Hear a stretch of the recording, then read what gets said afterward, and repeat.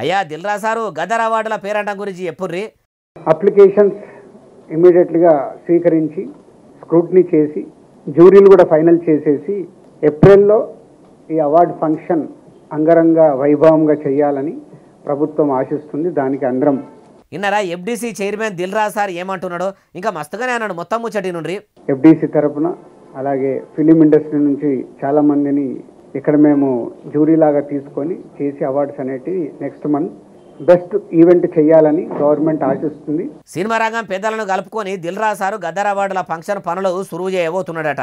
ఇప్పటి సందే సినిమాలలో అప్లికేషన్లు తీసుకొని ఏ శకానికి ఏ గత్తెకు మొట్టమొదటి అవార్డు ఇయ్యాలి, ఏ సినిమా యాక్టర్లకు తొలుత అవార్డులు వచ్చేటట్టు ఉన్నాయో బిరాన్నే చెప్తారట. అయ్యా దిల్రా సారు, మరి మీరు పైసలు పెట్టి తీసిన సినిమాలకే అవార్డులు వచ్చేటట్టు అయితే ఇక మాది చేస్తలేరు కదా. తెలంగాణ యాస భాష మాట ముచ్చట కట్టుబాట్లు పండుగలు పబ్బాలు మంచుకున్న సినిమాలకే అవార్డులు వచ్చేటట్టు చెయ్యండి.